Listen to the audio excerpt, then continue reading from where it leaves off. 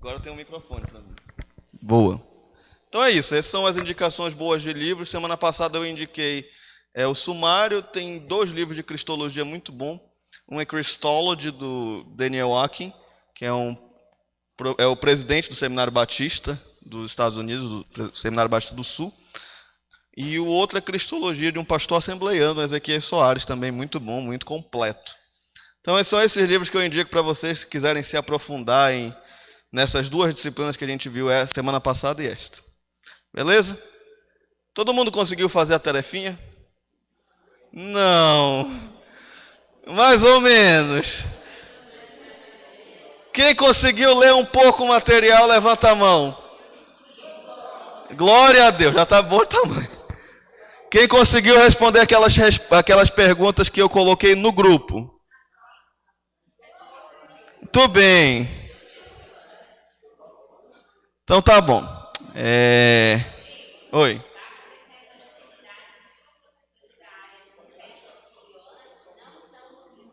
Eita! Eita, os professores da EBD não estão tendo acesso, é ruim? Temos que conversar sobre isso.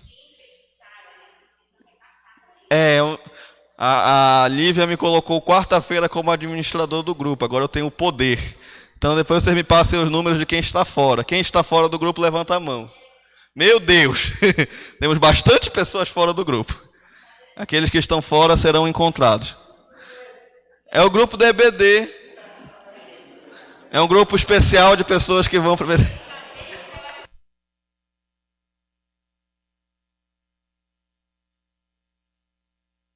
As pessoas que estão fora do grupo, levantem a mão e fiquem com elas levantadas. Dá uma olhada.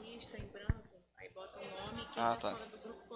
Muito bem, então a Lívia falou aqui que a gente vai passar uma lista agora, neste momento, em branco. Aí vocês coloquem lá o seu nome e o seu número. Beleza? A Lívia tem um aviso para dar e eu vou pedir que ela ore após o aviso.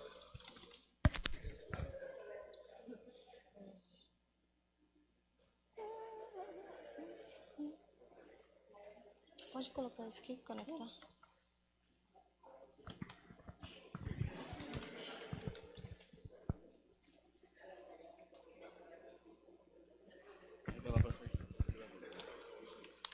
Bom dia.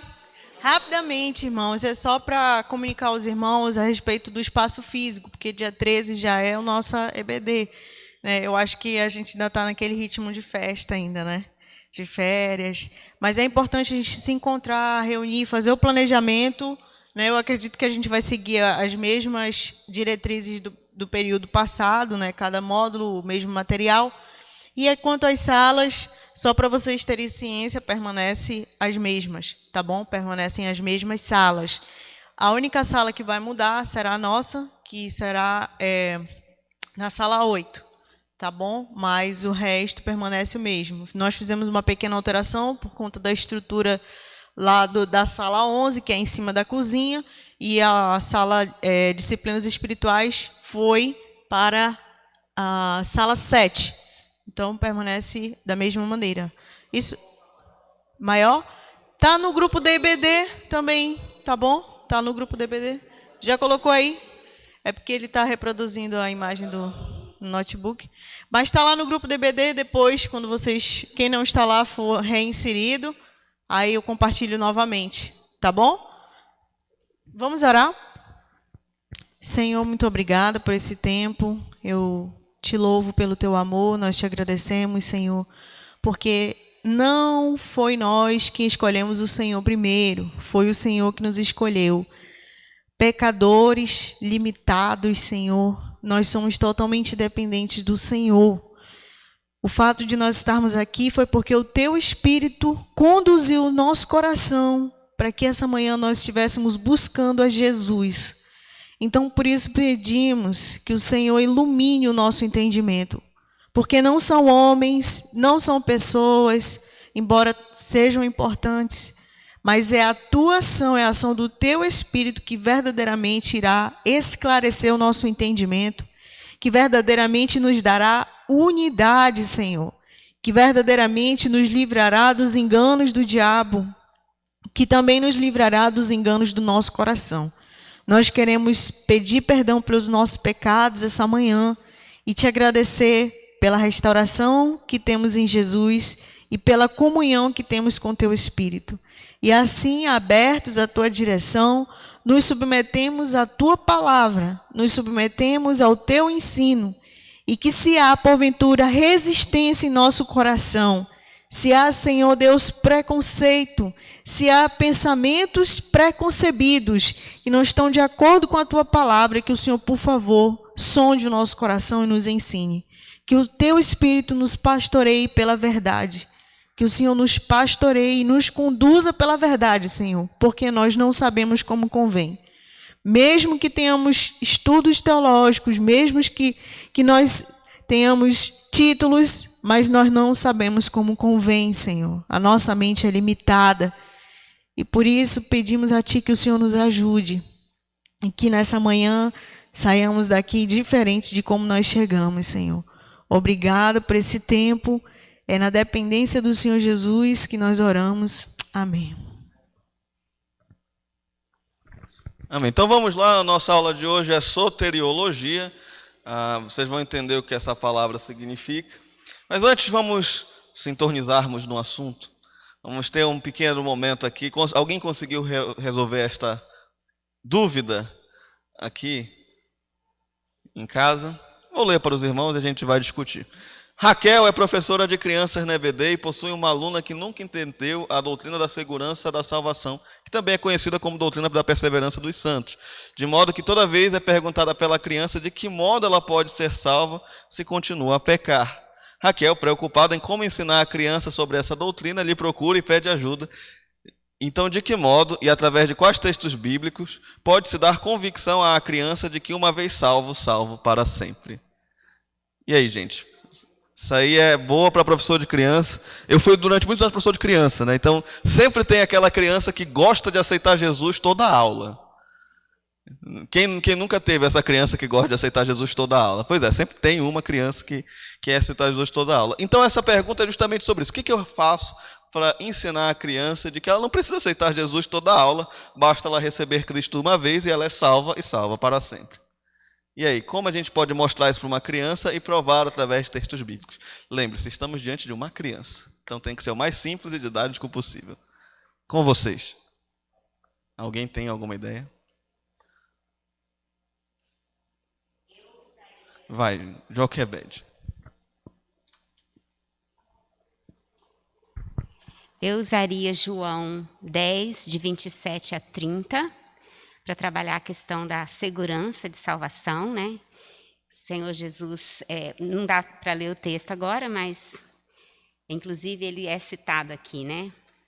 Nos textos de averiguação. Então, eu usaria João 10, de 27 a 30. Eu incluí o 30 porque é onde ele fala, eu e o Pai somos um, né? Então, sempre em aconselhamento com crianças, eu ilustro assim, né? A partir do momento que eu entendo que o Senhor Jesus está falando ao meu coraçãozinho, que eu sou pecador, e eu o recebo, Jesus me sustenta na sua mão, e o Pai vem também, e eu estou ali guardada nas mãos do Senhor Jesus e do Pai, porque eles são um só. E nada vai me tirar dali. O meu pecado, a minha desobediência, que eu tiver depois de aceitar a Jesus, aí eu devo confessar. Então, eu cito 1 João 1,9.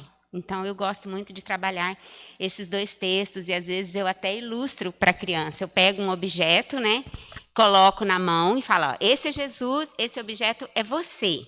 Aí vem, a partir do momento que você se rende a Cristo, vem o Pai e te protege aqui. Nunca te deixarei, jamais te abandonarei. Aí eu ainda brinco com a criança, eu falo, tenta tirar o objeto daqui de dentro. E faço ali, né, uma encenação para explicar para ela que nem mesmo o nosso pecado, a nossa desobediência após o arrependimento, vai nos fazer perder a salvação. Domingo que vem, quando eu ouvir a lição bíblica, eu não preciso de novo de receber Jesus, porque ele já está aqui. Eu preciso de confessar e ter arrependimento por pecados que eu cometi. E essa luta vai sempre existir no meu coração, no seu coraçãozinho. Então, eu gosto muito desses dois textos.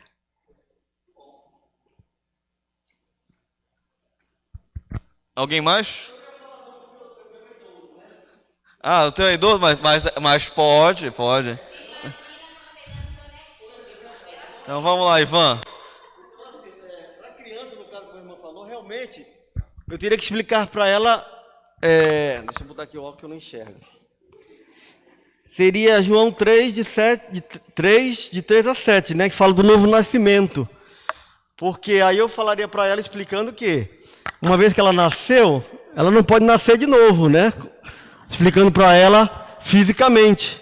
Porque uma criança, a gente tem que enxergar o lado para que ela possa entender. Porque a gente sabe bem que a salvação, ela abrange também, no caso, a justificação. Mas para ela, eu não poderia falar para ela justificação, porque ela talvez nem entenderia. Então, teria que colocar, no caso, João 3, verso de 3 a 7, falaria do novo nascimento, que é necessário, como ela já nasceu de novo, ela não pode nascer novamente. Ela não pode entrar na barriga da mãezinha dela e nascer de novo. Ela já nasceu. Então, eu tentaria explicar para ela nesse fato, entende? Que o novo nascimento, uma vez nasceu para sempre, e aí não vai mais. Agora a tendência é crescer. Você agora vai ter que crescer, tanto fisicamente como espiritualmente. Basicamente é isso.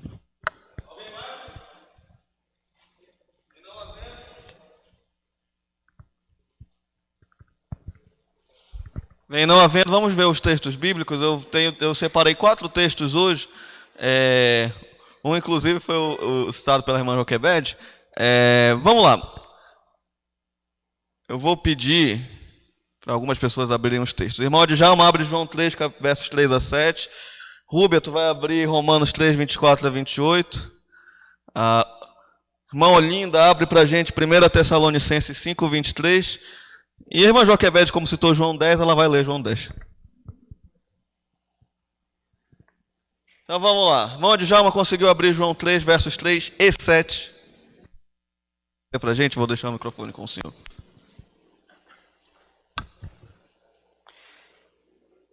Em resposta, Jesus declarou: digo-lhe a verdade, ninguém pode ver o reino de Deus se não nascer de novo.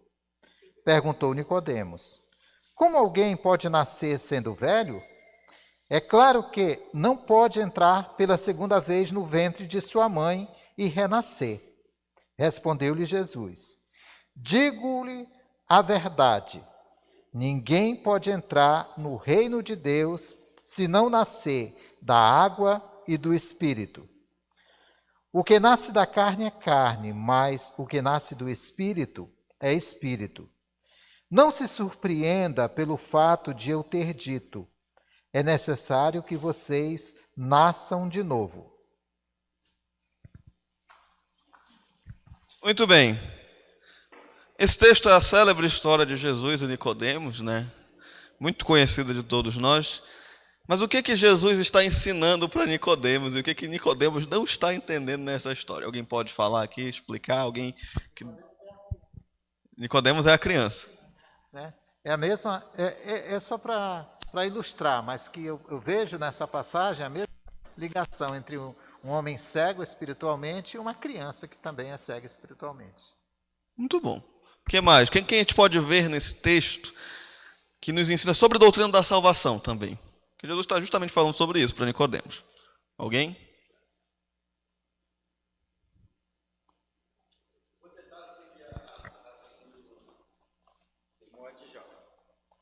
Vou tentar seguir.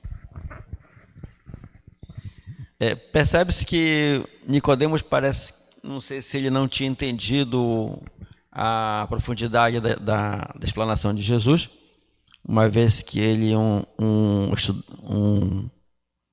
um estudante profundo da lei judaica, ficou até controverso, mas como está na palavra, a gente pode entender dessa maneira. Eu vejo que Nicodemos tratou exclusivamente da questão humana. Eu não sei se ele estava tentando trazer algo mais profundo nessa indagação dele, mas ele manteve a firmeza na condição humana. E Jesus o tempo todo estava fazendo, contextualizando no aspecto espiritual. Então, para ele foi... Para esse entendimento ficou meio controverso. Ele tentou entender a partir do conceito humano. E, às vezes, tem pessoas que têm essa dificuldade. Ela entender um contexto espiritual a partir de uma mentalidade humana.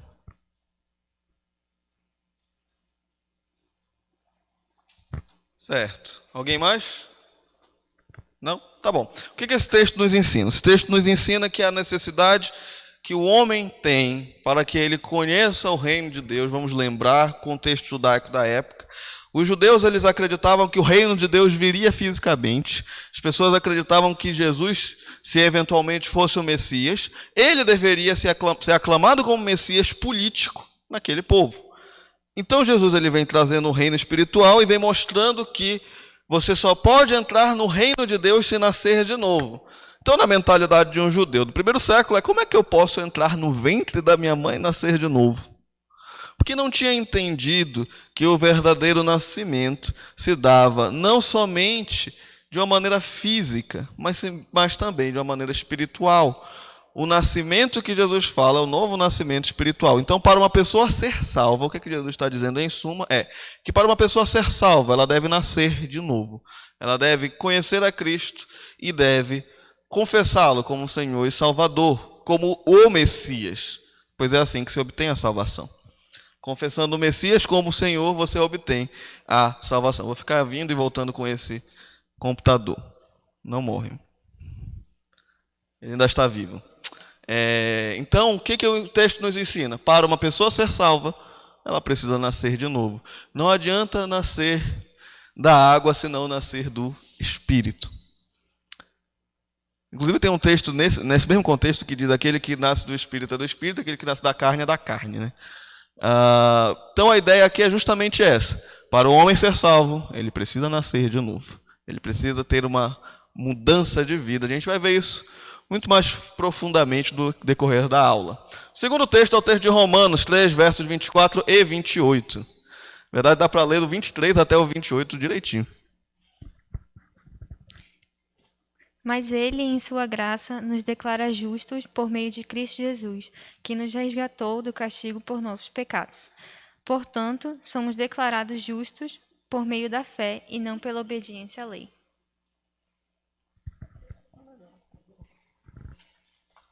Então, gente, o que esse texto nos ensina?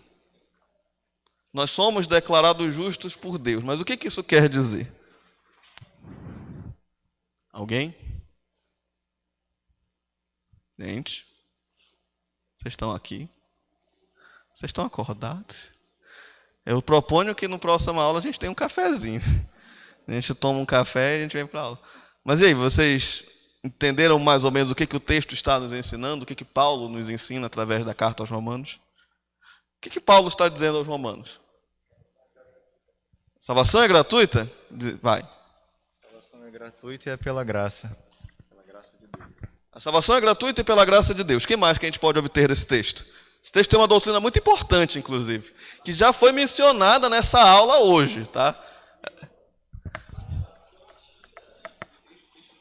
Ela tira toda a capacidade do ser humano de querer tentar fazer alguma coisa para se salvar. Acredito que o Espírito de Deus levou Paulo a fazer isso, porque o homem ele já vem com isso. Desde quando ele caiu, digamos, escolheu desobediência, ele vem de uma certa forma querendo restaurar para si aquilo que ele perdeu. Digamos assim, eu perdi, caí na real, mas eu quero. Em relação à salvação, o ser humano faz a mesma coisa mesmo. Ele não tem capacidade nenhuma em si mesmo de fazer alguma coisa para se justificar dos seus pecados diante de Deus, sem condições. Somente pela fé. Amém. Então, temos isso também. Temos o fato de que a salvação ela é gratuita e uma obra exclusivamente de Deus e não nossa. A gente não vai até Deus, é Deus que vem até nós. É Deus que vem ao resgate do pecador. Isso é tão verdade pelo fato de que não foi a gente que subiu aos céus, mas foi Deus que desceu à terra em Jesus, né? Como a gente viu na aula passada. Esse texto também tem uma coisa muito importante. É uma doutrina que já foi mencionada na aula de hoje por uma pessoa aqui, o irmão Ivan. Ele falou da doutrina da justificação. Aqui está a definição perfeita do que é justificação. Justificação é Deus declarando o homem justo. Né? Quando Deus ele olha o homem e olha Cristo, ele vê a justiça de Cristo, ele diz: você é justo por causa das obras desse cara aqui chamado Jesus. Então isso é justificação. É Deus declarando o homem justo. E é isso que o texto está dizendo também, né? O texto está nos ensinando sobre a doutrina da justificação. E como ele falou o pastor Dimas, a justificação pela fé. Tá bom? A gente vai ver no decorrer da aula sobre isso. Próximo texto é o texto de 1 Tessalonicenses 5:23. Quem vai ler para a gente é a irmã Olinda.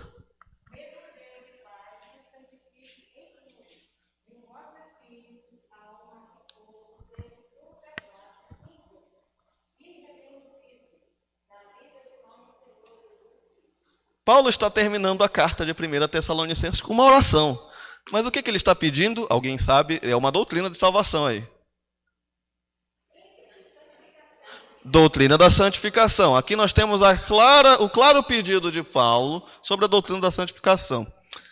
Isso é uma coisa importante para a gente. A gente tinha que, como crentes, orar mais por isso, pela nossa santificação, né? A gente às vezes ora muito pedindo outras coisas de Deus e não oramos pedindo que Ele nos santifique, né? Que é algo que realmente precisamos todos os dias. Último texto, texto de João 10, irmã Joquebed. Eu lhes dou a vida eterna e elas jamais perecerão. Ninguém as poderá arrancar da minha mão. Meu Pai que as deu para mim é maior do que todos. Ninguém as pode arrancar da mão de meu Pai. Uma vez salvo, salvo para sempre. Esse é o melhor resumo desse texto. Uma vez salvo, salvo para sempre. Ninguém perde a salvação, tá, gente? A Bíblia não permite isso. A menos que você não foi salvo por Deus. Se você foi salvo por si próprio, aí eu acho que você pode perder a sua salvação. Mas se você foi salvo por Deus, então a resposta é não. Certo? Então vamos lá, gente. Vamos para a aula de hoje. A primeira coisa que eu queria ler com vocês é a nossa declaração de fé como igreja. A gente tem muita coisa na nossa declaração de fé sobre essa doutrina, a doutrina da salvação. A primeira coisa que nós temos sobre a nossa declaração de fé é que temos uma graça na nova criação, ou seja, na nova aliança. Cremos que para serem salvos, pecadores devem nascer de novo. Olha o que a gente leu no início da aula sobre João 3. O novo nascimento é uma nova criação em Cristo Jesus, que é instantâneo e não um processo.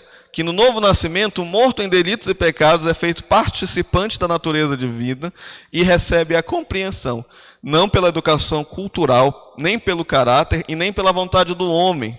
Inclusive o texto de João fala, nem pela vontade da carne, né? Mas inteira e unicamente pelo poder do Espírito Santo em conexão com a verdade divina, de modo a garantir nossa obediência voluntária ao Evangelho, que a sua devida evidência aparece nos frutos santos de arrependimento, fé e novidade de vida. É isso que nossa igreja crê, tá bom? Está na nossa declaração de fé. Nós cremos isso, em tese. Se não crê, você está discordando da declaração de fé da igreja. Tá? Então, é isso que nós cremos. Aqui tem duas doutrinas que nós vamos trabalhar muito bem, que é a doutrina da união mística com Cristo e a própria doutrina do novo nascimento, né, da conversão. Segunda coisa que nós vemos aqui é a questão da gratuidade da salvação, nosso artigo 10 da nossa confissão de fé, que diz que nós cremos que a salvação é pela graça, um dom gratuito de Deus, que as bênçãos da salvação são oferecidas a todos pelo Evangelho. É dever imediato de todos aceitá-la por meio da fé e do arrependimento sincero. Ou seja, a nossa confissão entende que para que alguém possa ser salvo, ou seja, possa haver a conversão, tem que ter dois elementos: fé e arrependimento. Uma pessoa só se converte de fato se ela tem esses dois elementos, fé e arrependimento. Tá? Que não impede a salvação do maior pecador da terra, senão por sua depravação inerente e rejeição voluntária do Evangelho, que envolve na condenação eterna. Ou seja, nós cremos na doutrina da depravação total. A gente já vai falar sobre ela. Nossa doutrina da justificação, nós dizemos que cremos que a grande bênção do Evangelho é que Cristo garante aos que nele creem a justificação, que inclui o perdão do pecado e o dom da vida eterna, que é dispensada não em consideração a quaisquer obras de justiça que houvéssemos feito, senão unicamente por meio da fé no sangue do Redentor, ou seja, por meio da fé da obra que Jesus praticou. É isso que nós cremos sobre justificação. Tá? A gente já vai trabalhar mais sobre isso, só estou lendo rapidamente para a gente ter uma ideia do que a igreja crê. Tudo bem? O que é arrependimento e o que é fé, que são os dois elementos da conversão, arrependimento e fé. Cremos que o arrependimento e a fé são graças inseparáveis, operadas em nossas almas pela vivificação do Espírito de Deus, pelo qual, sendo convencido de nossas culpas, perigo e desamparo, voltando-nos para Deus em sincera contrição, confissão e súplica por misericórdia, recebendo o Senhor Jesus Cristo e confessando abertamente como nosso único e suficiente Salvador. É assim que ocorre a fé e o arrependimento, segundo a nossa igreja.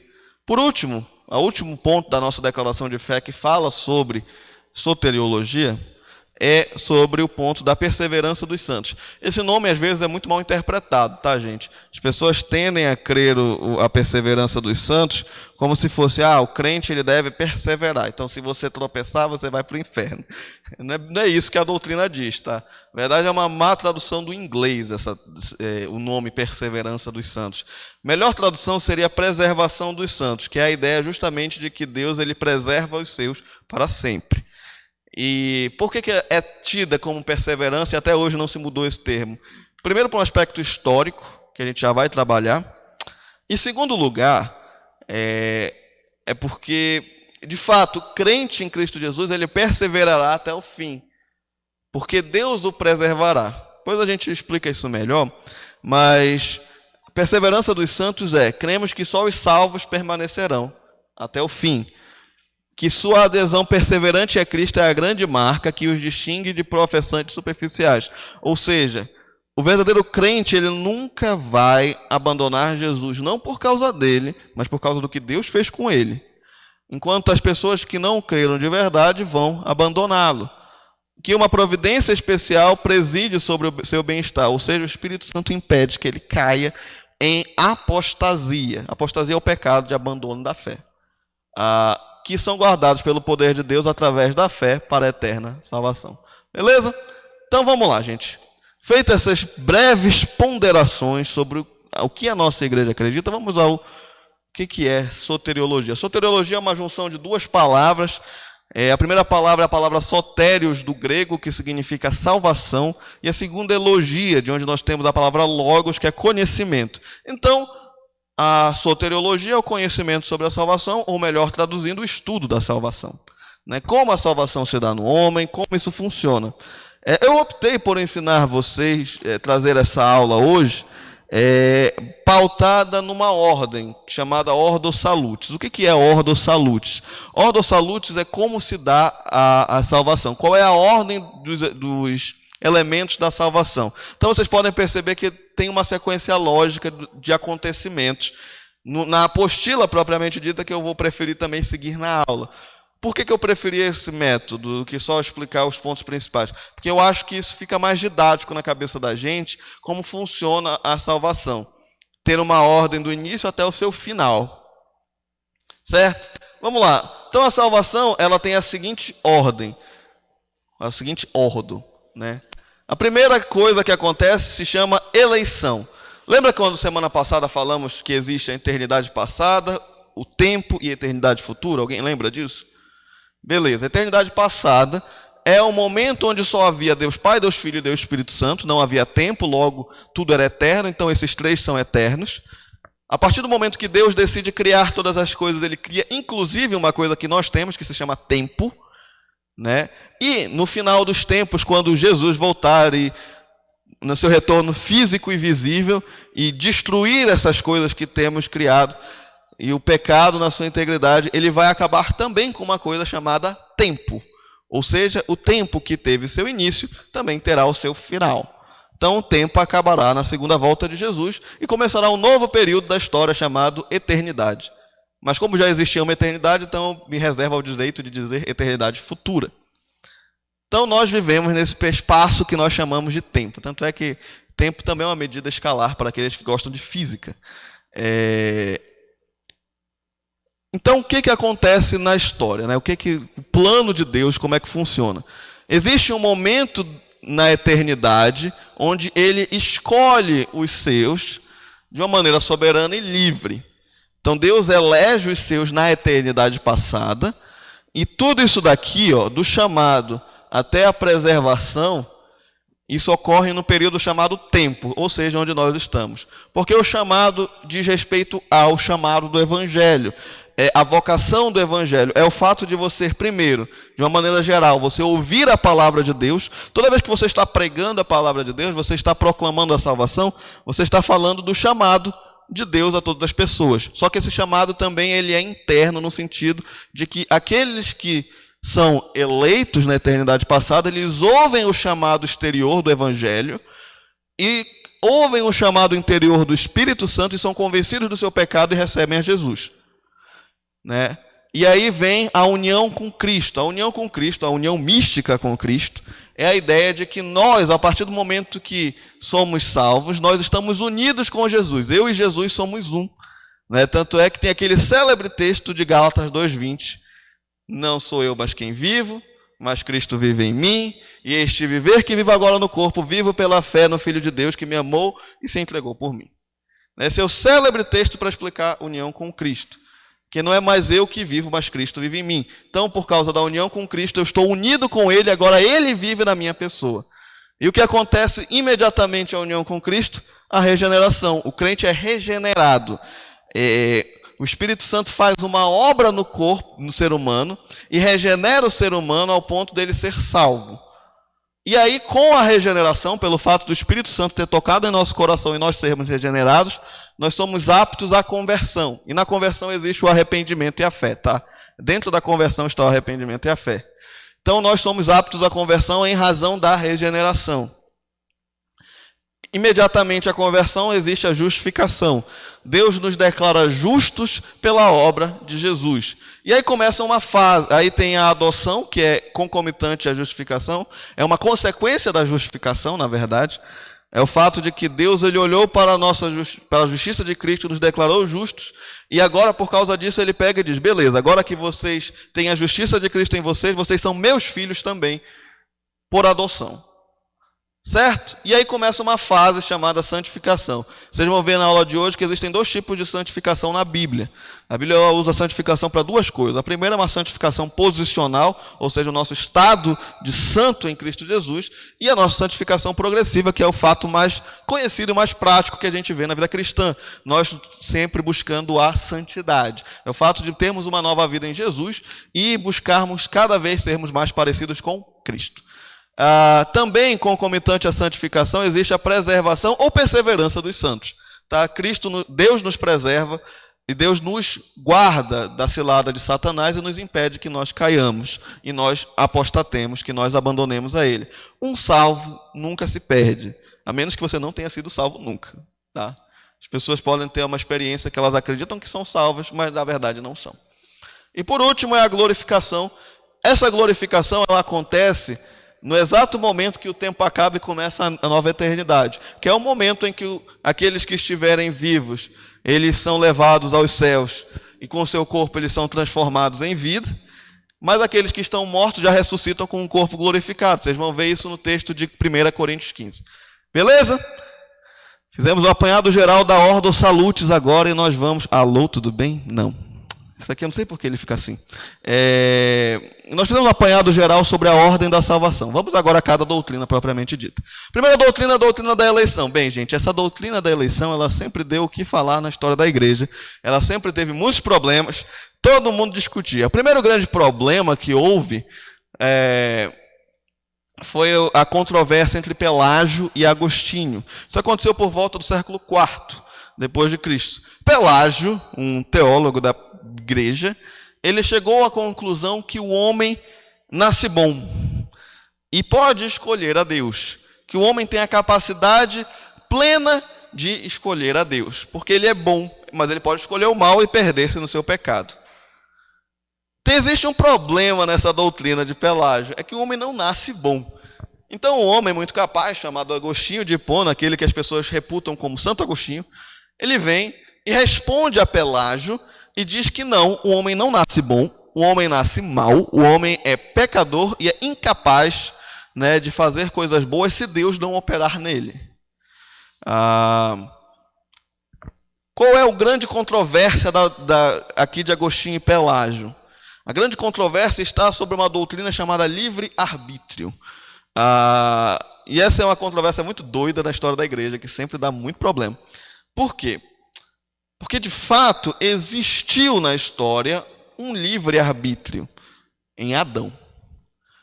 Apenas. Porque o que é livre-arbítrio? Livre-arbítrio é a capacidade do homem de escolher sem que houver nele influência para nenhum dos lados. Ou seja, você ser capaz de escolher sem nenhuma influência, seja para o mal ou seja para o bem. Isso, de fato, existiu em um momento específico da história, qual seja a vida de Adão antes da queda. O Adão antes da queda, ele de fato tinha livre-arbítrio. Inclusive, essa é a explicação de Agostinho para o problema do mal.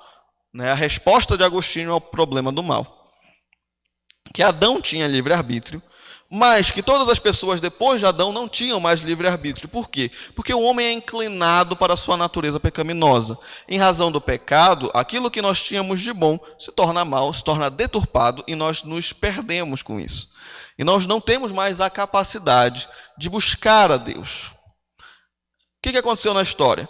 A doutrina de Pelágio de que o homem nasce bom se tornou uma heresia pela igreja e foi tratada como heresia até hoje. O pelagianismo, a ideia de dizer que o homem nasce bom, é até hoje tratado como heresia. Contudo, criaram-se um mix entre a doutrina de Agostinho e a doutrina própria de Pelágio, que é o semi-pelagianismo, que é a ideia de que o homem, ele, embora não nasça bom, ele ainda tem condições de escolher Deus ou não.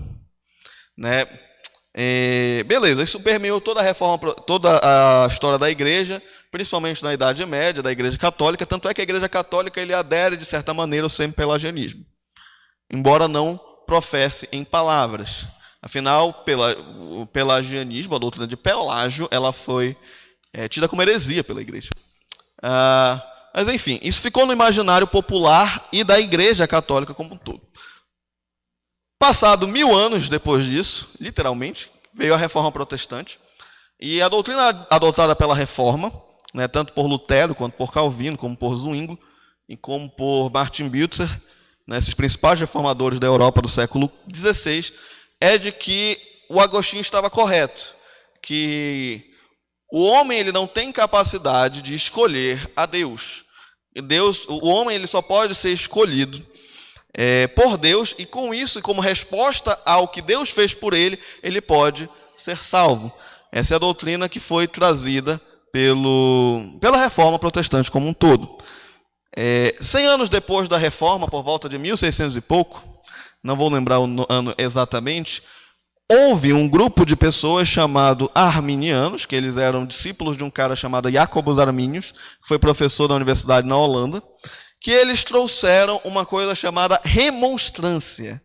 O que é a remonstrância? Eles queriam averiguar alguns pontos da fé denominada reformada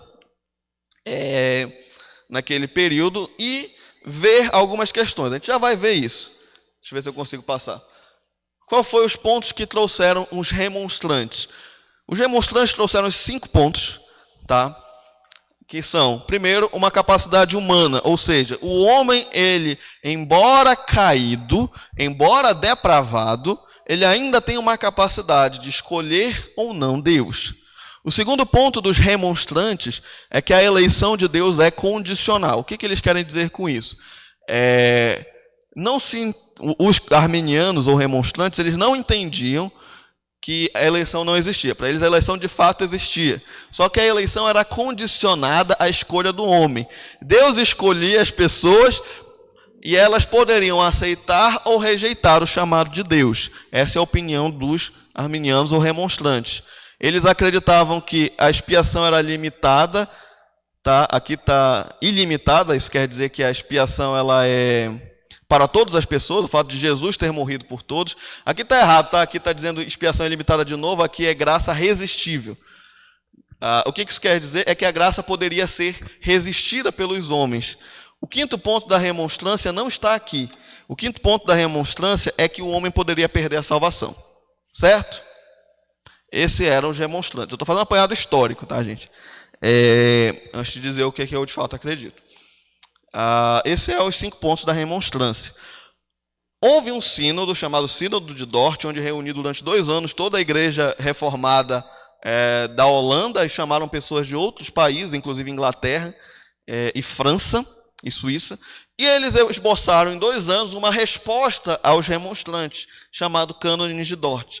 Inclusive, eles ficaram conhecidos por causa disso como calvinistas, e esse ficou conhecido como os 5 pontos calvinistas, chamado TULIP, que é um acróstico em inglês que significa tulipa, né, que é a flor principal da Holanda, onde essas 5 letras representam o início de uma doutrina.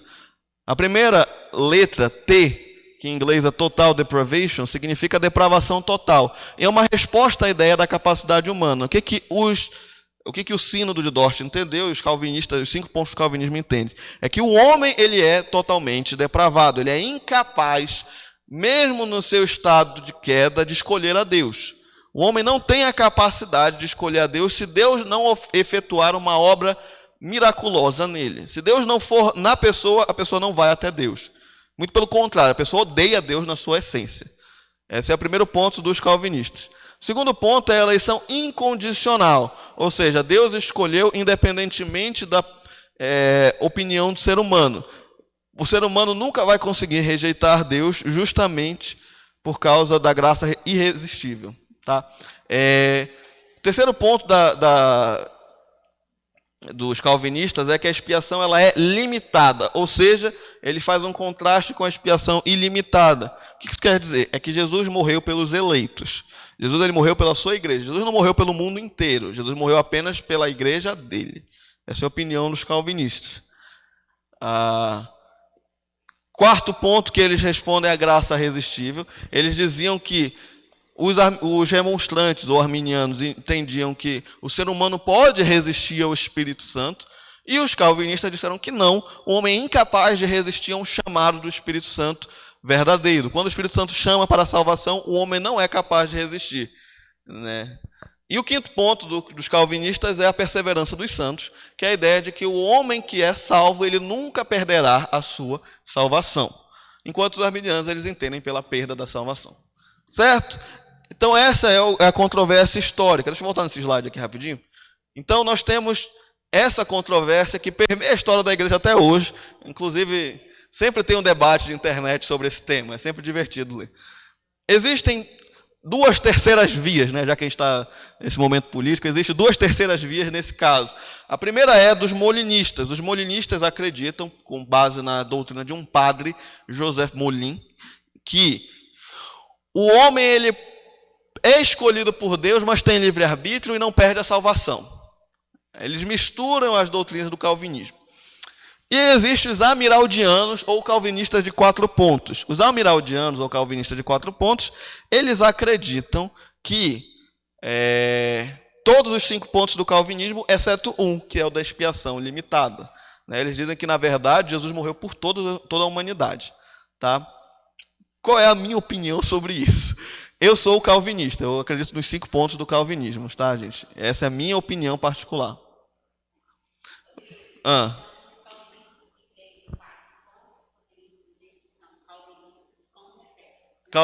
Calvinistas com reservas, calvinistas de 4 pontos ou amiraldianos? Cada um no seu quadrado. Mas vamos lá, gente. Então, essa é a controvérsia sobre a doutrina da eleição que existe na história da igreja. Enfim, em regra, os batistas, durante a história, eles sempre foram, não vou dizer calvinistas, porque esse termo é historicamente errado, o nome é batistas particulares. Eles acreditavam numa eleição particular de Deus, em contraste com os batistas gerais. Então, em regra, os batistas eles são calvinistas ou batistas particulares. A gente tem exemplo disso na Confissão de Fé Batista de Londres, de 1639, 1644, a Confissão de Fé de New Hampshire, dos Estados Unidos, que inclusive foi a Confissão de Fé da Convenção Batista Brasileira durante muitos anos.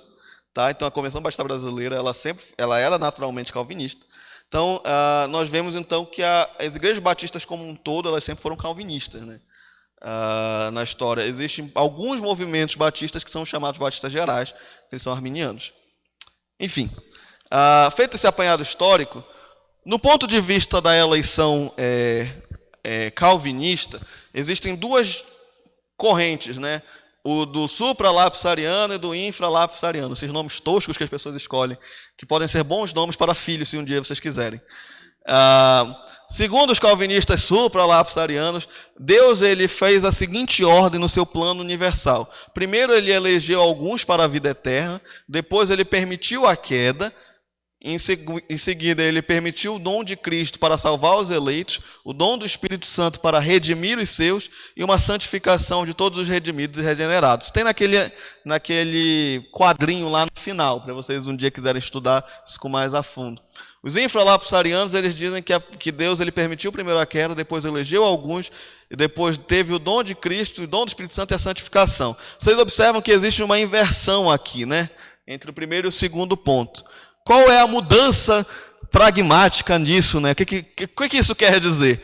É que, se você for um supralapsariano, você vai dizer que Deus escolheu alguns para a salvação e alguns para a perdição. Que Deus ativamente disse que alguns deveriam se perder. Se você for um infralapsariano, você vai dizer que Deus, ele primeiro permite a queda, deixa o homem se perder, né, com o seu livre-arbítrio, para depois escolher que eles sejam salvos. Obviamente, tudo isso aconteceu na eternidade, tá? Isso aqui não é agora, no período do tempo. Isso tudo já foi predeterminado por Deus, né, do ponto de vista calvinista. A grande maioria da igreja, tá? A grande maioria da igreja, ela é infralapsariana. A grande maioria da igreja, igrejas presbiterianas, igrejas batistas, a grande maioria é essa. Existem alguns supralapsarianos que vocês podem encontrar pelo caminho. Acho que alguém já conhece algum. Quantos já ouviram falar de um pastor chamado John Piper? O John Piper é supralapsariano. Ele é o chamado calvinista de 7 pontos, que ele diz que Deus predestina também para a perdição, né? Eu acho que tem um equívoco particularmente dessa visão, porque na verdade Deus ele não predestina ninguém para se perder. O homem ele escolheu se perder, né? Deus ele só vai lá em resgate a pessoa. Deus ele permite que a pessoa se lasque e depois ele vai ao resgate. Deus não é o cara que lasca as pessoas. O amiraldiano, ele... queimou aqui. O amiraldiano... não funciona mais. Ele é uma pessoa, ele entende quase tudo igual aos calvinistas, exceto pelo fato de que ele diz que o dom do Espírito Santo que a salvação é para Jesus morreu por todos, né? Que Jesus morreu não só pela sua igreja, mas por todas as pessoas. Existe uma divergência aqui no universalismo. O que é o universalismo? Eu vou explicar isso com mais cautela no próximo slide, mas o universalismo ele é uma doutrina que diz que todo mundo é salvo. Contudo, esse universalismo ele tem algumas mitigações em algumas correntes teológicas. Vamos lá. Os luteranos eles dizem que Deus ele morreu, Jesus morreu por todos, assim como os wesleyanos. Eles não são os chamados universalistas puros, né? Eles são universalistas não universalistas. O universalismo puro, que é uma heresia, inclusive, é a ideia de que você terá que todas as pessoas serão salvas. Todos são filhos de Deus. Esse é um universalismo puro. Isso é uma heresia, né? Isso é errado. Nem todo mundo será salvo, né? Deus ele só salva os seus. Todos são criaturas. Mas e aí vocês me perguntam, então por que os wesleyanos e os luteranos estão nesse bolo? É porque eles acreditam, não que todo mundo vai ser salvo, tá? E eles não são hereges, tá? O wesleyano e o luterano não são hereges, pelo amor de Deus. Eles são só pessoas que acreditam que a morte de Cristo era universal, né? Os efeitos da morte de Cristo são universais, de tal sorte que as pessoas podem receber a graça de Deus pela morte de Jesus de maneira salvadora, ou seja, Jesus morreu por todos, em outras palavras. Certo? Isso aqui é só uma digressão, mas muito cuidado com os universalistas de fato, tá? Os universalistas puros são hereges mesmo, eles dizem que Jesus morreu por todos, então todo mundo tem salvação. Então esse é um problema na igreja. Então isso daqui você pode colocar um X. Vamos lá, existe o ponto de vista da salvação sacerdotal. Esse aqui é muito interessante porque existe o ponto de vista anglicano, existe o ponto de vista romano e existe o ponto de vista grego ortodoxo. O ponto de vista anglicano, ele é um ponto de vista muito próximo do reformado, mas como eles são episcopais, eles têm uma visão muito próxima do sacerdotalismo, ou seja, de que as coisas funcionam através do sacerdote. Por outro lado, tem o ponto de vista católico romano, onde eles dizem escrachadamente que fora da igreja não há salvação. Isso é uma doutrina católica, né? Católica apostólica romana. Fora da igreja não há salvação. Qual o problema dessa doutrina? É que não é verdade que fora da igreja não há salvação. É fora de Cristo que não há salvação. Sim. Sim, se você quiser saber qual é uma igreja herética, basta perguntar onde é que tem a salvação. Se ela dizer que foi em Cristo, beleza, então não é. Mas se dizer que é só na igreja deles, você pode abrir o olho, levantar a orelha, que tem alguma coisa errada ali. Toda igreja que tende a ser particularista, ou seja, dizer que eles estão certos e todo mundo está errado, tende a estar equivocado no seu ponto de vista. Os gregos ortodoxos, eles também são sacerdotalistas, né? Eles têm uma visão onde a salvação ela corre por causa da igreja, por causa do sacerdócio da igreja. Então esses são os 3 pontos de vista sacerdotais, né? O anglicano, que embora seja reformado, eles têm um pouco desse viés católico, tanto é que eles são chamados muitas vezes de anglo-católicos. O católico romano, né? E o grego ortodoxo. E existe a ideia naturalista, onde você tem o remonstrante, onde você crê que a salvação é pela escolha do homem, ou seja, dos arminianos, e o pelagiano, que é a mesma, que é possível o homem ser salvo, porque ele é bom na sua nascença, né, na sua natureza. Ele não é mau na sua natureza. Esse daqui é uma heresia, esse daqui é um erro, né, é um equívoco. É um equívoco. Certo? Então vamos lá. Então isso é a doutrina da eleição. A doutrina da eleição é que Deus escolhe os seus. Bom, todas essas são controversas, mas a gente pode resumir em uma frase, é que Deus escolhe os seus soberanamente e sem influência de ninguém. Deus escolhe porque Ele quer. E aí quem Ele quer, porque Ele é Deus. Ele não divide sua glória com ninguém.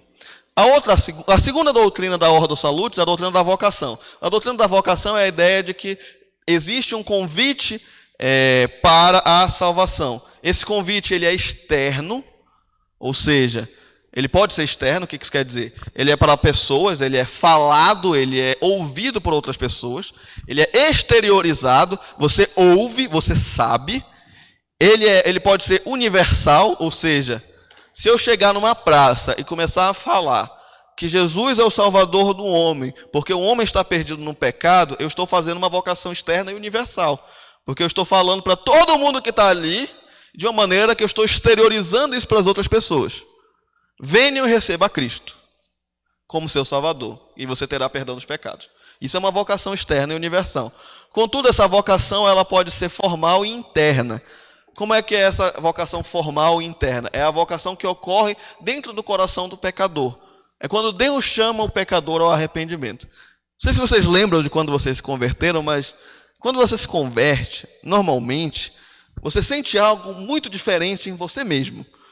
E você sente que você precisa daquilo, você precisa se arrepender. Você sente que você precisa vir para Jesus. Aquilo nada mais é do que a vocação interna. É o Espírito Santo te dizendo, venha para Cristo. É o Espírito Santo te convencendo do pecado, da justiça e do juízo de Deus. Tá? Isso é a vocação interna, como o homem ele é chamado por Deus internamente. Ela não exclui a vocação externa, até porque, como Paulo disse aos Romanos, como eles vão crer se ninguém pregar?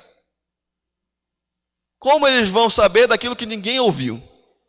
Então, a vocação externa ela é necessária para que a vocação interna ocorra. Isso aqui é um milagre muito legal, gente, porque é Deus nos dizendo o seguinte: eu salvo o pecador, mas eu quero te usar nesse ministério. Eu quero que você fale de Jesus para as outras pessoas, para que o pecador saiba quem eu sou.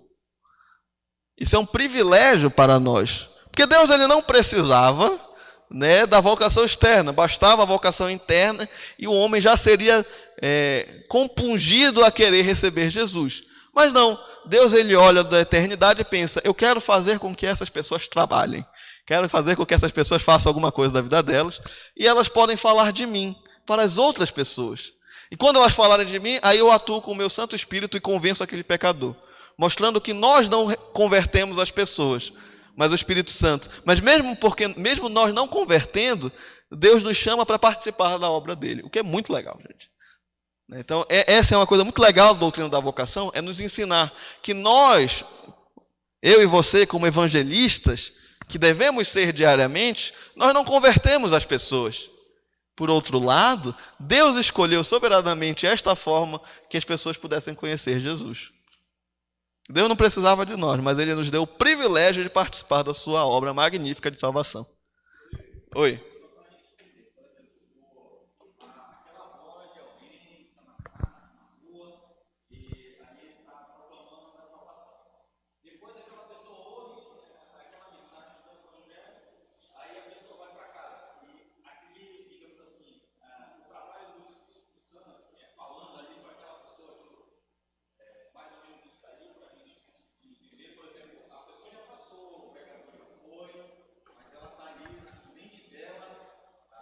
Isso, martelando na cabeça dela. Você é um pecador, você precisa de arrependimento, você é um pecador, você precisa de arrependimento. O Espírito Santo fazendo aquilo, afinal você já parou de falar, né? Ela foi embora.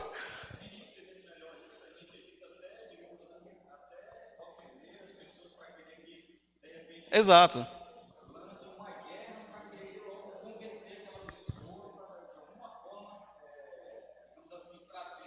Exato, exato. Exatamente, exatamente. Nosso papel é somente falar para as pessoas: Jesus salva, o homem é pecador e precisa de Cristo. Esse é o nosso papel. Deixa que o Espírito Santo faz o resto. Deixa que o Espírito Santo resolve a parada. Se você não é melhor que o Espírito Santo, né? Você não está no coração da pessoa para convertê-la. Então, é muito bom a sua ponderação, mas é exatamente isso. Certo? Essa é a doutrina da vocação. Esse computador um dia vai me deixar na mão. Valeu, Israel. Segunda doutrina da soteriologia, a doutrina da união mística com Cristo. Cuidado com essa palavra mística, tá, gente? A gente tem um problema com ela, porque místico pode lembrar coisas místicas. Boa, Israel. Israel, ele foi consagrado o capitão óbvio da sala de hoje, né? Parabéns. Harry Potter. Místico a gente tende a associar com coisas obscuras, né? De fato, existem muitas coisas que são místicas e são obscuras. Mas o místico, ele é uma palavra que nós usamos na língua portuguesa justamente para contrapor aquilo que é natural e material. Tá? Então, místico poderia ser substituído por espiritual, se vocês quiserem usar uma outra palavra, né? Vocês não se sentirem bem com a palavra mística, então espiritual está de boa. Tá de boa. O que é a união mística com Cristo? É o fato de que, defendendo a palavra mística, nós não somos unidos a Cristo fisicamente, né? Você e Jesus não são uma pessoa só fisicamente. Você não está vendo Jesus fisicamente na pessoa, mas você vê Cristo vivendo naquela pessoa. É o fato de você estar unido espiritualmente com Jesus. A união mística com Cristo a base dela está na obra redentora de Cristo, porque Deus Pai, ele apresenta aos homens o seu Filho, esse seu Filho, ele se une ao seu povo que é redimido pelos pecados por causa da sua obra salvadora. Não podemos pensar na obra redentora de Cristo a parte da união entre Cristo e seu povo, que foi planejada e decretada desde a eternidade. Ou seja, a gente não pode pensar que Jesus nos salva sem nós estando unidos com Jesus. Sem nós e Jesus sermos um. Hoje você pode dizer que você e Jesus são uma pessoa só. Porque, de novo, o texto de Gálatas 2:20. Não sou eu mais quem vivo, mas Cristo vive em mim, e este viver que vive agora no corpo, vive pela fé no Filho de Deus, que me amou e se entregou por mim. Isso é a base da nossa união com Cristo. Nós estamos unidos, eu e Jesus somos um, porque Ele vive em mim, espiritualmente falando. Certo? Nós somos unidos com Cristo inicialmente na nossa regeneração, quando nós nascemos de novo. A gente já vai ver essa doutrina. Nós nos apropriamos e continuamos a vivenciar essa união pela fé. A união com Cristo é algo que existe pela fé mesmo. Depois nós somos justificados na união com Cristo. Nós somos santificados por meio da união com Cristo. Ou seja, você não conseguiria viver só a vida de santificação se você não fosse unido a Jesus. É por causa da sua união com Cristo que você consegue ter uma vida de santificação. Nós perseveramos na fé porque nós estamos unidos com Cristo. E aí uma coisa legal, porque você não vai cair, você não vai apostatar, porque Cristo está unido com você. Cristo não falhou, então você não falhará. Não por causa do que você faz, mas por causa do que Cristo é em você. Essa é a graça da união com Cristo. É o fato de que eu não cairei, eu não abandonarei Deus, porque Cristo vive em mim e Ele não vai deixar que isso aconteça, porque Ele não falhou na sua obra e não vai falhar comigo. Isso é a obra de Deus, é graça mesmo. né? Vamos morrer com Cristo, nós ressuscitaremos com Cristo e seremos glorificados com Cristo. Então, por causa de Cristo, nós somos salvos. Se vocês quiserem resumir toda a doutrina da salvação, é união mística com Cristo. Jesus, gente, Jesus. Jesus. Jesus é a explicação, Jesus é o caminho, Jesus é a solução. Jesus. Vamos lá, o que é a doutrina da regeneração? O que acontece logo depois da união mística com Cristo? Eu estou seguindo aquele quadrinho que vocês viram no início, tá bom? Regeneração é o início da nossa nova vida espiritual, que é implantada em nós pelo Espírito Santo por meio nos possibilitando, nos habilitando ao arrependimento e à fé. Ou seja, o que é a regeneração? É o que aconteceu com Nicodemos, quando ele perguntou: quem pode voltar ao ventre de sua mãe? Jesus responde: aquele que não nascer da água e do Espírito não pode ver o reino de Deus. O nascer do Espírito é ser regenerado, é ser nascido de novo. A regeneração nos possibilita nos arrependermos e termos fé em Jesus. Segunda coisa, é a primeira manifestação da nova vida em nós. Isso é regeneração. Se você quiser saber quando começou a sua nova vida em Jesus, basta ver quando você, antes da sua conversão, o Espírito Santo lhe convidando e você sentindo aquilo e você sentindo uma pessoa nova. É o momento inicial que começa a sua nova vida, é quando você é regenerado pelo Espírito Santo. E como a restauração de toda a criação até a sua perfeição final, ela é usada para descrever também toda a renovação do universo, novo céu e nova terra. Isso aqui é um ponto interessante. O ponto 3 é porque a palavra regeneração ela é usada com dois sentidos na Bíblia, tá? Eu não lembro o termo grego de cabeça, mas ela tem dois significados. O significado primeiro é o único lugar onde tem isso, que é o texto de Tito, escrito a palavra é exatamente regeneração, que é o texto que fala do lavar regenerador do Espírito Santo, que é o Tito capítulo 3, ele está se tratando do novo nascimento. Contudo, a palavra regeneração também tem um outro significado na Bíblia, que é a ideia de fazer nova todas as coisas no novo céu e nova terra. Tá bom? Então, regeneração tem dois significados na Bíblia. Um significado nos interessa, que é o significado da salvação, que é que Deus ele restaura e regenera o homem. Esse significado nos interessa para a aula de hoje. O outro significado é um significado escatológico, é o significado de fim dos tempos, é o significado que Deus restaurará todas as coisas no novo céu e nova terra. Beleza?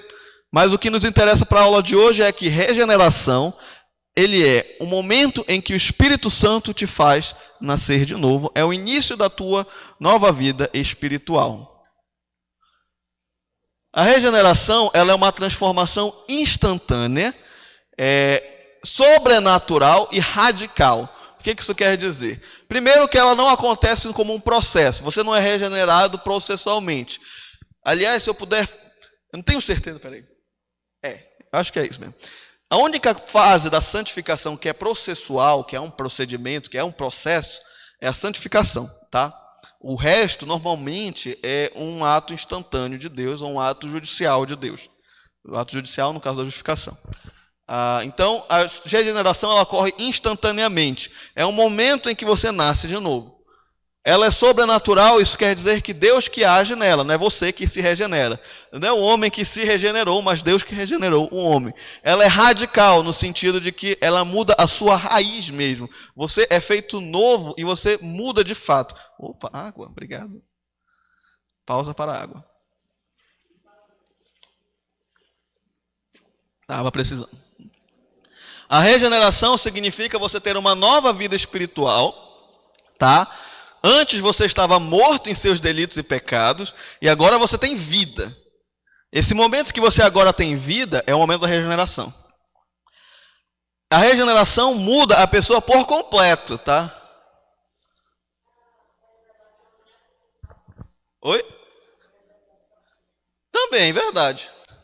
Verdade, a preservação de Deus é um processo realmente, que Deus ele vai preservando no decorrer da história. Boa, gostei.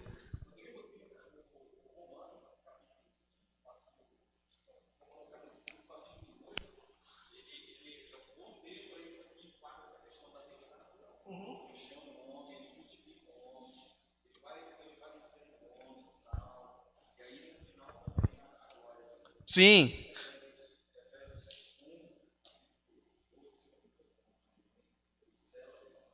Isso. Não, acho que é o capítulo 2. Acho que é o capítulo 2, que é os versos 1 a 10. A cabeça ela trava, né, Dimas? É difícil, Dimas, é difícil. Às vezes os boletos também atrapalham. Mas o fato é que a regeneração é uma mudança total do ser humano, tá, gente? O homem muda integralmente, ele não é mais o mesmo. Você sabe que uma pessoa é crente de verdade quando ela muda de verdade. Sabe aquela pessoa que tu olha assim, tu conheceu antes de essa pessoa receber a Cristo, e depois de receber a Cristo, tu olha, cara, ele mudou mesmo, hein? Ele conheceu Jesus de verdade. Isso é regeneração. Um homem ele só é capaz disso porque ele foi regenerado pelo Espírito Santo. E ela ocorre no nível subconsciente, tá, gente? A gente pode hoje, olhando com o nosso olhar maduro, olhar para o nosso passado e ver essa mudança acontecendo em nós. Mas na hora que está acontecendo, você não percebe não, tá? Você só começa a se sentir muito culpado pelo seu pecado e você se agarra em Cristo, né? E Ele te salva. Isso no momento. Mas hoje a gente consegue ver mais ou menos como isso aconteceu. Mas na hora é um momento subconsciente, a pessoa não percebe, né? Porque ela está num misto de emoções muito grande, como a gente vai ver. Conversão é um ato emocional também. A conversão não é um ato eminentemente intelectual. Você tem um aspecto emocional também. A vida cristã tem um aspecto emocional que às vezes a gente esquece, mas ela tem, né? E a conversão? O que é a conversão? Conversão é uma doutrina muito interessante do ponto de vista teológico, porque ela começa a existir na história da igreja num período muito recente, né? Ela começa a ser desenvolvida na história da igreja num período muito recente, que é o período da Reforma, onde as pessoas chamavam as pessoas para Cristo na igreja reformada e as pessoas abandonavam o catolicismo para se tornar protestantes, né? Esse período da igreja começou a se desenvolver um pouco sobre a doutrina da conversão, que ela tinha sido esquecida no âmbito da igreja católica, justamente em razão de que as pessoas nasciam na igreja católica e achavam que culturalmente estavam salvos por terem sido batizados. Então, a ideia de conversão está muito atrelada ao protestantismo, com a ideia de você chamar as pessoas ao arrependimento. O que é conversão? Conversão pode ser definida como um ato consciente de uma pessoa regenerada, no qual ela volta-se para Deus em arrependimento e fé. Ou seja, a pessoa que já foi transformada pelo Espírito Santo, a pessoa que já teve o agir soberano de Deus na vida dela, ela volta o seu caminho 180 graus e se vira. Eu gosto muito de um exemplo de um pastor presbiteriano que ele diz bem assim: o homem é como se você tivesse com um tapão nos ouvidos e uma coisa atrapalhando os seus olhos, e você está indo em direção a um buraco, né? Aí tem a igreja aqui atrás gritando: não vá para o buraco, você vai se perder, não vá. E o homem continua seguindo o seu caminho. E o que acontece? Deus, ele olha aquele pecador, pega aquele pecador, balança aquele pecador, cai os tampões, cai a venda, Deus devolve aquele pecador para aquele lugar. E a pessoa olha e vê: poxa, tem um buraco aqui, e tem gente gritando para eu voltar, acho que eu vou voltar. Conversão é isso. O balançar de Deus é a regeneração, e a pessoa olhando e voltando é a conversão. Esse exemplo meio alegórico ajuda muito a entender como é que funcionam os dois. A regeneração é Deus balançando o cara e fazendo o cara acordar para a vida, literalmente, né? Ele estava morto. E a conversão é ele mudando de caminho realmente. E a conversão, ela tem dois elementos que a gente já falou: arrependimento e fé. Ele é um duplo desvio. Você se desvia do pecado e você vai em direção ao serviço de Deus. Você sabe que uma pessoa se converteu de fato quando ela busca uma vida de santidade e ela quer servir a Deus. Então ali é uma conversão de fato. Ele se desvia totalmente do pecado, ele não quer mais saber do pecado, da sua velha vida, e decide integralmente servir a Deus. A conversão, eu tenho que só fazer um adendo, a Bíblia ela não fala normalmente conversão unicamente em um sentido, tá? Como as palavras são polissêmicas, né, elas têm muitos significados, então a Bíblia pode usar a mesma palavra e ter outros significados a depender do contexto. Cabe a nós, intérpretes das Escrituras, ao ler o texto, tentar analisar pelo contexto o que ele quer dizer. Conversão pode ser várias coisas, né? Pode ser uma conversão geral, uma mudança, literalmente como conversão é na língua portuguesa. Você está no carro, você deve fazer conversão à esquerda, você tem que virar à esquerda. Você tem uma mudança, mas não é uma mudança de vida. ou pode ser de fato mudança de vida. Então, conversão ela pode ter vários significados na Bíblia. Então, muito cuidado ao ler alguns textos quando falam de conversão e de fato não sejam conversão no sentido de vida. Conversão no sentido de vida normalmente está atrelada a duas palavras: o arrependimento, que é o elemento negativo da conversão. O arrependimento significa abster-se de algo. Eu quero me abster do meu pecado e obter de Deus o perdão, porque eu não tenho uma atitude ativa no arrependimento. Eu peço de Deus o perdão. Quem tem uma atitude ativa é o próprio Deus, que lhe concede o perdão. E a fé, que é o elemento positivo da conversão, que aí sim é o elemento positivo do homem. Eu confio em alguém, eu faço algo. Entende essa divisão entre elemento negativo e elemento positivo? Elemento negativo não quer dizer que é uma coisa ruim, tá? Elemento negativo significa abstenção ou não fazer algo e deixar que a outra pessoa faça. Alguém lembra de língua portuguesa? Vou fazer uma homenagem ao pastor João, professor de português, de voz passiva e voz ativa. É exatamente isso. O arrependimento é a voz passiva e a fé é a voz ativa na vida cristã. A fé na Bíblia também não tem um significado único. Ela tem um significado polissêmico.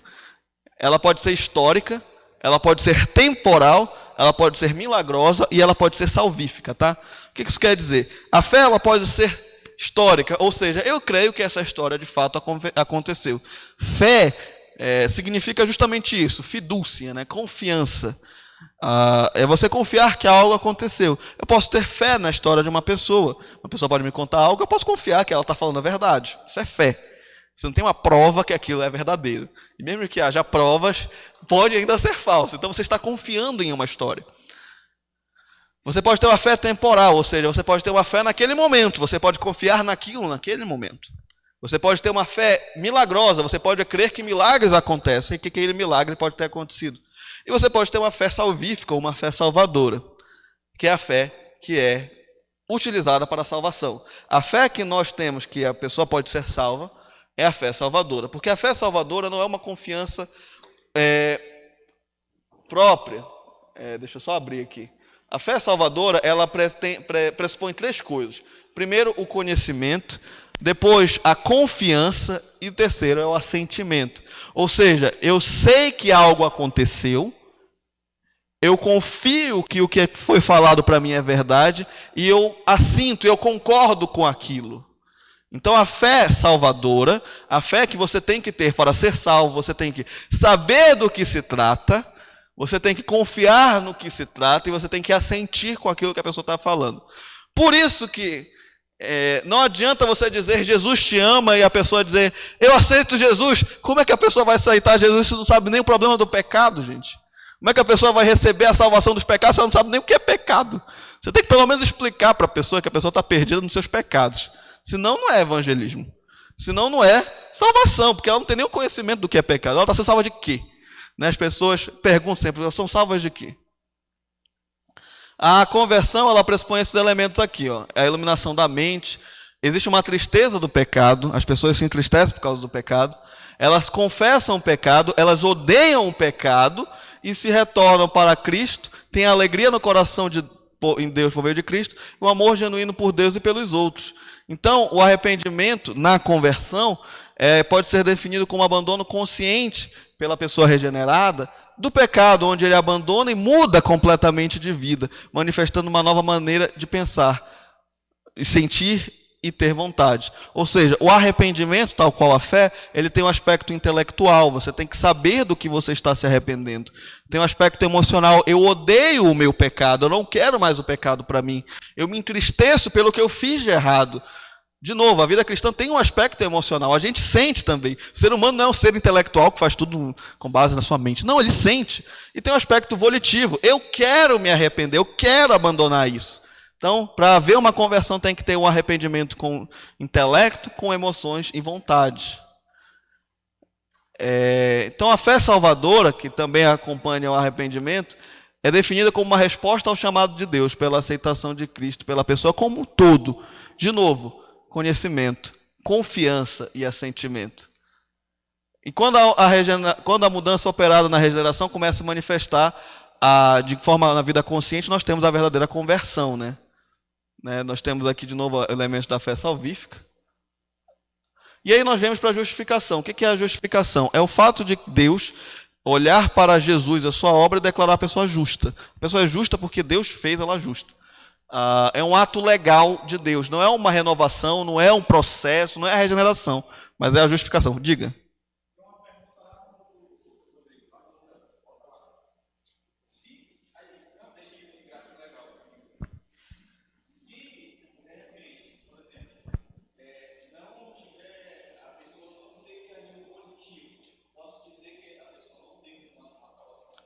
O volitivo é a vontade. Se a pessoa não quer ter fé, não quer confiar em Deus.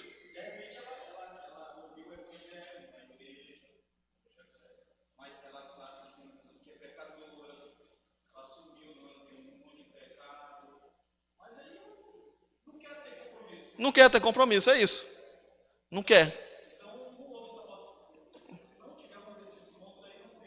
Porque não tem uma fé verdadeira, né? Não tem uma mudança de vida.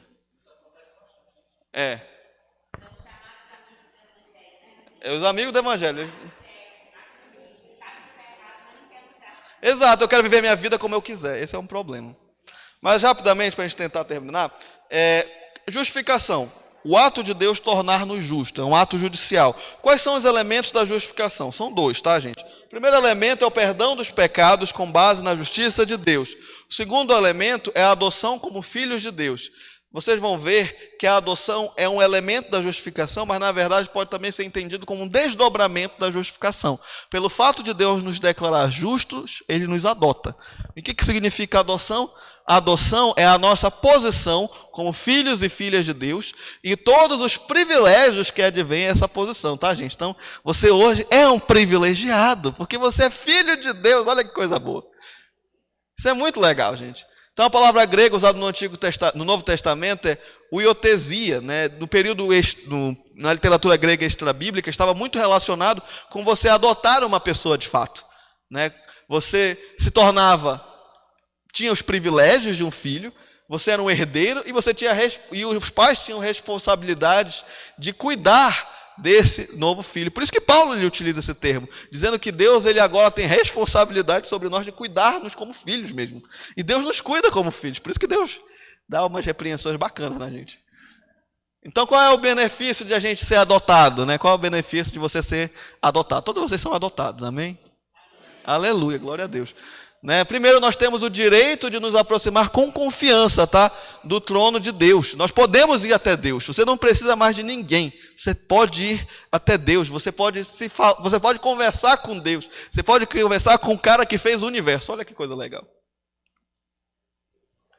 Você usufrui de todas as bênçãos de proteção e do cuidado de Deus. Deus cuida de você individualmente. Deus não é aquele Deus que fica lá no céu e esquece de você. Não, Ele cuida de você individualmente. Ele te conhece, Ele vai lá e cuida de você como você é. As adversidades pelas quais temos que passar não são punições pelos nossos pecados, mas sim disciplinas de um pai que se importa com os filhos. O problema que a gente passa não é porque a gente pecou. Não, a gente pecou e agora a gente está tendo a consequência do nosso pecado. Não, é porque Deus quer nos disciplinar e nos amoldar ao caráter de Cristo. Não é uma coisa negativa aos problemas, mas sim uma possibilidade de sermos como Jesus. Quarto, nós somos selados como Espírito Santo e assim nós somos guardados pelo poder de Deus. Vamos lá, santificação. Santificação ela pode ser posicional ou progressiva. Posicional é a nossa posição em Cristo. Nós somos santos em Jesus. Santificação posicional. Às vezes a Bíblia fala que nós somos santos, ela está se referindo à santificação posicional, tá? E às vezes ela fala que nós somos santos e ela está se referindo à santificação progressiva, que quer dizer o nosso caminhar nesta vida de melhoramento e adequação no nosso caráter ao caráter de Cristo. Como a gente sabe disso? Analisando cada texto com cuidado e tentando entender o que o autor queria dizer. Então, muito cuidado quando forem ver a palavra santificação e dizer, não, é isso, é isso. Primeiro leia o texto com calma, analise, se debruce, leia, converse com outras pessoas, aí você chega a uma conclusão sobre o que o texto quer dizer. De qualquer modo, o alvo da santificação, em ambos os aspectos, eles são 2. Ele tem um alvo final, ou seja, a glória de Deus, e um alvo imediato, que é a perfeição do povo de Deus. Então nós somos santificados por 2 motivos. Primeiro, para glorificar a Deus, e segundo, para que nós sejamos adequados ao caráter de Cristo. Qual é a natureza e características da santificação? Nós temos um melhoramento da nossa vida ao caráter de Cristo. Qual é o caráter imperfeito da santificação nesta vida? É que você nunca vai chegar à plenitude de perfeição. Você nunca será perfeito nesta vida. Ser perfeito é na vida vindoura. E a santificação e boas obras significa que nós somos santificados para boas obras. A santificação, inclusive, é o caráter presente da salvação. Significa, eu estou sendo salvo da influência do pecado.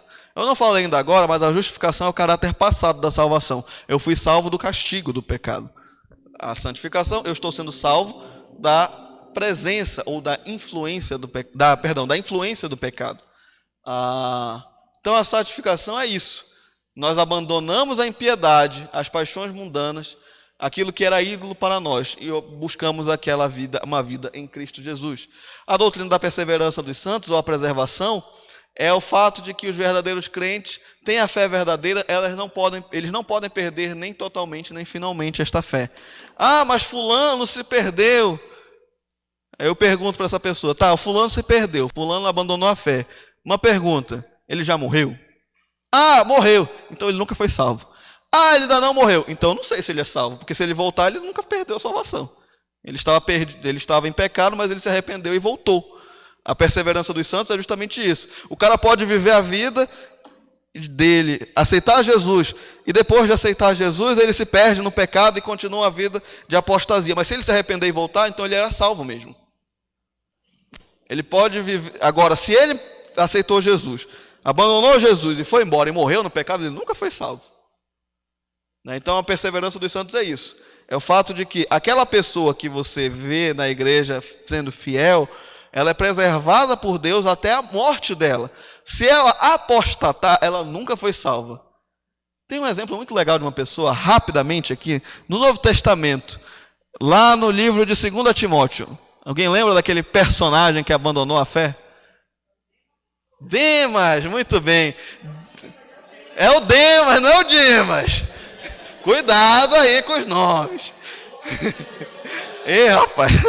O Demas ele é citado 3 vezes no Novo Testamento. Tá? A primeira vez que ele é citado é em Colossenses, que ele é chamado de fiel cooperador de Paulo. Ou em Filemão, enfim. Em Filemão ele é apenas citado. Em 2 Timóteo, que é a última carta que Paulo escreve, Paulo diz que ele amou o presente século mais do que a Deus e abandonou a fé. Ou seja, era um cara que trabalhava na igreja, era um cara que fazia de tudo, era um cara que atuava na igreja. Às vezes a gente tem a mania de pensar, não, aquele cara que está atuando na igreja, ele nunca vai se perder. Olha, ele nunca vai se perder se ele de fato for salvo, e a pessoa realmente pode atuar na igreja e não ser salva, tá? Tenham muito cuidado com isso. Mas a verdade é que o verdadeiro crente, ele nunca se perde. Mas você pode se enganar muitas vezes achando que a pessoa é crente só porque ela está servindo na igreja. Eita!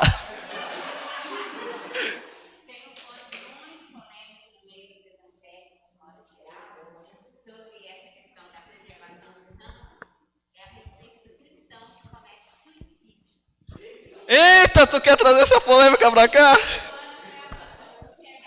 Olha, eu vou dar minha opinião rapidamente sobre isso, tá, gente? Eu vou dar minha opinião, não digo que é a opinião da igreja, nem digo que é a opinião de outras pessoas. Não, a minha opinião é que uma pessoa que comete suicídio, ela comete pecado, mas ela não perde a salvação, tá, gente? Um crente pode cometer suicídio? A resposta é sim. Ela peca. Ele não pode fazer isso. Assim como um crente não pode adulterar, não pode matar, não pode roubar, não pode fazer um monte de coisa. Mas isso pode acontecer. Diga, Israel. Isso também não é assassinato de si mesmo. Exatamente.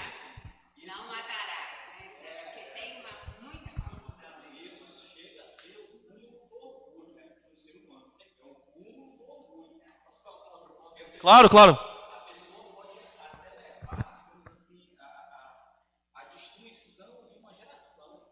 Vai ficar marcada. Isso é o cúmulo do orgulho. A Igreja Católica considerava que a pessoa que cometeu suicídio não era cristã. Ela considera. A pessoa é um extremo que a pessoa está totalmente fora. E grandes denominações, muitos pastores que pregam por aí são conhecidos nacionalmente, eles dizem isso. Sim. Perde a salvação. A Bíblia diz. Vamos lá, tenho 2 pessoas, tem o Israel na fila, tem o papai depois. Mas assim, a Bíblia não fala sobre perda de salvação. Então eu não posso fazer isso, né? Eu entendo que ele cometeu um pecado, mas se ele de fato era um crente salvo, ele não perde a salvação. Eu quero dar uma palavra sobre isso aqui. Eu acho que isso aqui deve ser algo normativo entre nós. Por quê? Porque judicialmente, conforme a Constituição, qualquer tentativa da gente dizer que suicídio não é perda de salvação pode levar uma pessoa a cometer suicídio. Isso já aconteceu aqui na igreja, tá bom? Então, pra gente, se você falar com uma pessoa que ela não perde salvação, isso pode induzir a pessoa a cometer isso. Ela fica confortável. Porque isso já aconteceu aqui na igreja. Entendeu? Então eu peço que a gente, assim, eu particularmente adoto a postura de que eu digo para a pessoa que ela vai perder a salvação. Tá bom? Até para preservar a gente. Até porque o Augusto Nicodemos, ele já passou por um processo judicial e outros pastores por conta disso. Nas redes sociais, vou dizer que quem comete suicídio não perde salvação. Entendeu? E um filho de uma senhora, ouvindo isso, usou como subterfúgio para justificar seu ato e se suicidou. Isso aqui na igreja também aconteceu. Tá bom? Então eu peço que a gente tome essa postura para nos preservar. Tá, não é sobre isso que eu quero falar. Tá bom? Tá, eu tenho uma opinião sobre isso, mas deixa pra lá. Deixa quieto, né? Em relação a esses temas que tu abordou, né? Todos esses pontos, mudando totalmente, né, a aplicação aí, eu percebo que às vezes as pessoas têm muita confusão entre justificação, entre perseverança e entre santificação. Me parece que as pessoas, não sei se por uma falha quando digo da liderança da igreja, não da igreja aqui, mas da igreja no geral, muitas vezes a gente não estudou sobre isso. E parece que o cara se converte, e agora beleza, se converteu, ok, agora serve.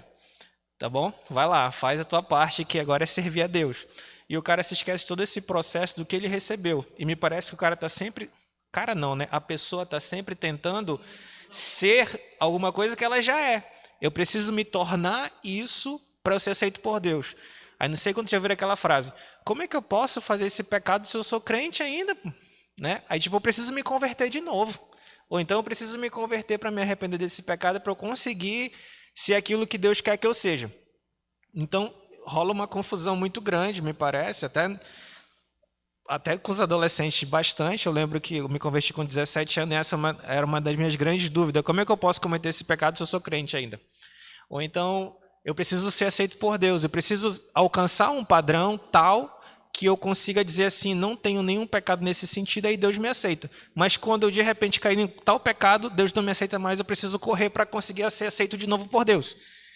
Então, me parece que está tudo envolvido na prática dessa questão da salvação. E aí hoje está muito na moda aquela questão da identidade.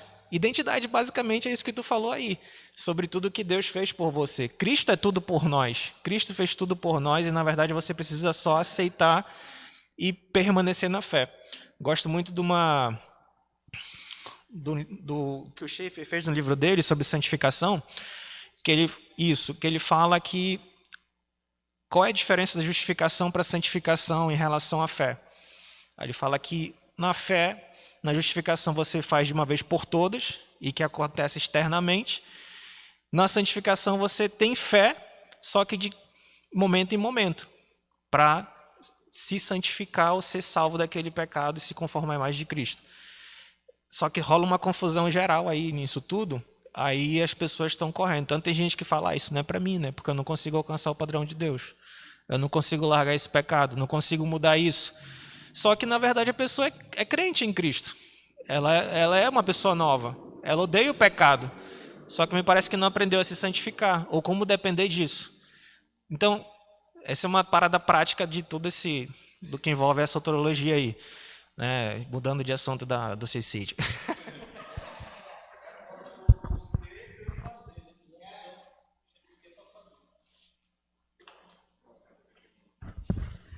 Essa questão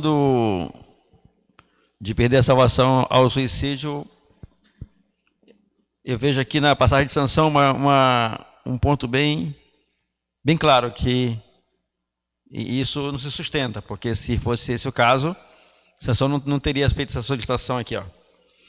Sansão clamou ao Senhor e disse: Senhor Deus, peço-te que te lembres de mim e dá-me força só esta vez, ó Deus, para que me vingue dos filisteus, ao menos por um dos meus olhos. Então, se Sansão tivesse feito isso, esse pedido direto a Deus, talvez, para mim, suicídio poderia ser perda, mas não seria o caso. Esse texto aí também tem uma questão aí muito grande de sacrifício também, né? É discutível, é um pouco discutível essa questão. Mas vamos cortar essa polêmica por hoje. Só um esclarecimento. Uma coisa que a Lívia falou é importante, tá, gente? Realmente é crime você induzir, instigar ou incentivar o suicídio. Artigo 122 do Código Penal, dos crimes dolosos contra a vida. Você teria a honra ou o desprazer de ser julgado pelo tribunal do júri se você fizesse isso. Né? Então, muito cuidado, né, quando for falar algo para alguém, para não induzir a pessoa ao suicídio, não instigar ela ao suicídio ou não incentivar o suicídio. Tá bom? Último aspecto da soteriologia para a gente terminar a aula de hoje e responder 2 perguntas para a gente ir para casa.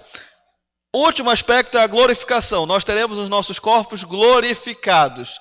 Olha o texto de 1 Coríntios 15, 51 e 52. É o mais legal, gente. Quando tudo isso acabar, vai ficar tudo bem. Eis que vos digo um mistério, nem todos dormiremos, mas transformados seremos todos. No momento, no abrir e fechar de olhos, ao ressoar da última trombeta. A trombeta soará, os mortos ressuscitarão incorruptíveis, e nós, os que ficarmos vivos, seremos transformados. Então a glorificação é isso, você vai ter um morto que vai ressuscitar corporalmente, tá? Vou ressaltar isso bem forte.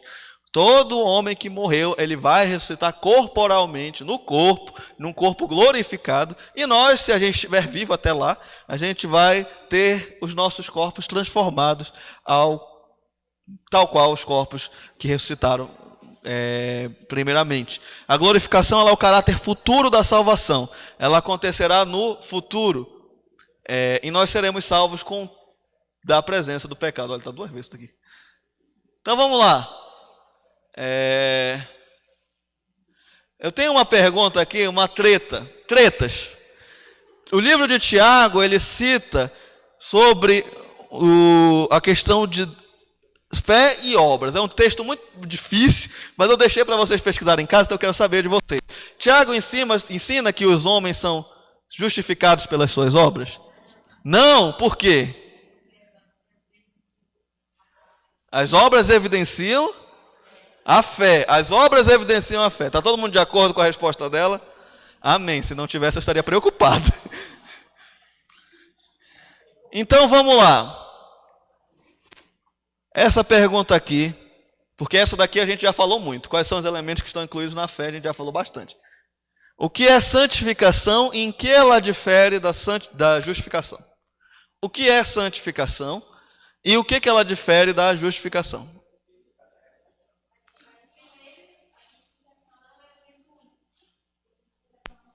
Certo.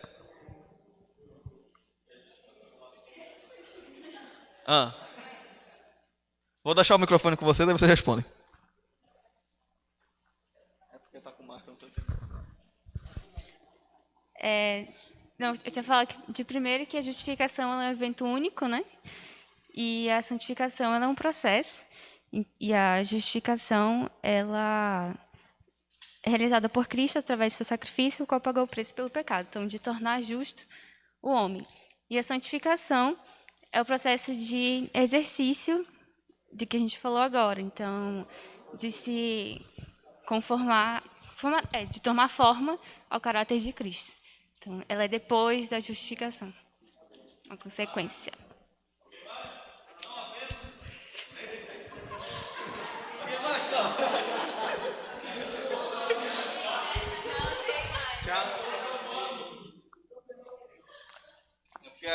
O horário já passou, eu já estou empolgado aqui. Já estou no nível que o açúcar que estava preso lá no tecido adiposo, ele já liberou para o sangue, eu já estou assim.